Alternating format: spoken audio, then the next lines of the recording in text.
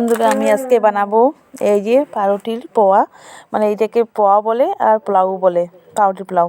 তো এই যে এখানে আমি যে তেল বসেছি, তেলের মধ্যে দিয়ে দিলাম কয়েকটা জিরা। এখন আমি দিয়ে দিলাম কয়েকটা জিরা না, যে সর্ষে দিয়েছি, তারপর কারি পাতা, এই যে পেঁয়াজ আর কাঁচা লঙ্কা কুচি কুচি করে এগুলো ভেজে নিব ভালো করে। আগে ভালো করে ভেজে নিব, লাল লাল করে ভাজতে হবে। আমি সর্ষেগুলো দিয়েছিলাম, সর্ষেগুলো ফুটতেছিল তো। আর এই যে এখানে কুচি কুচি করে কেটে নিয়েছি গাজরগুলো দিয়ে দিলাম। গাজরগুলো মানে যে ঘষনি আছে ওইটা দিয়ে মানে ঘষে নিয়েছি। এগুলো এখন একসাথে মিক্স করে নিব, ভালো করে একটু ভাজবো, এগুলো ভাজতে হবে। তাই এখানে আমি দেবো এখন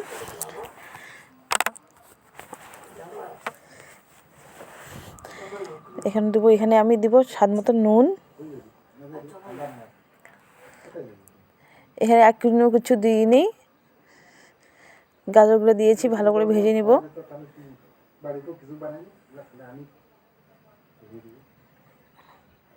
এইখানে তেল কম পড়েছিল, তাই সেই জন্য আর একটু তেল দিলাম। এই দিয়ে দিচ্ছি হলুদ,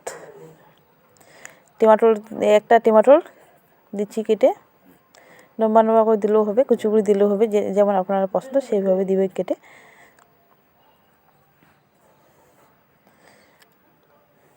তো টমেটোটা কাটা হয়ে গেছে। এই যে এখানে পাউরুটিগুলো ছোটো ছোটো ছোটো ছোটো করে টুকরো করে নেওয়া হয়েছে, দিয়ে দিলাম এবার পাউরুটিগুলো। এই যে এখন দিব নুন, স্বাদ অনুযায়ী নুন দিব। আগে নুন দেওয়া হয়নি, এখন নুনটা দিলাম। আর অল্প দিব চিনি তোমাদেরকে দেখা হয়নি, সেটা চিনি আমি অল্প দেব। আর যে এখানে টমেটোর সস দিয়ে দিলাম, টমেটোর সস। এখন ভালো করে সব মিশিয়ে নিব। এটাকে বলে পাউরুটির পোলাও বলতে পারেন, আর আবার পাউরুটির পোয়া বলতে পারেন। তো আজকে সকালবেলা টিফিন হচ্ছে আমাদের এটা, খুব ভালো লাগছিল খেতে। তো দেখো হয়ে গেছে, কত সুন্দর লাগছে খেতে, খুব ভালো লাগছিল, খারাপ লাগছিল না।